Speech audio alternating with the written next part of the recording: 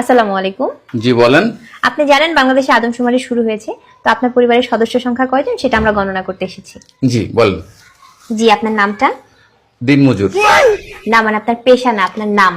আমার নামই দিনমজুর। আপনি কি বিবাহিত? জি।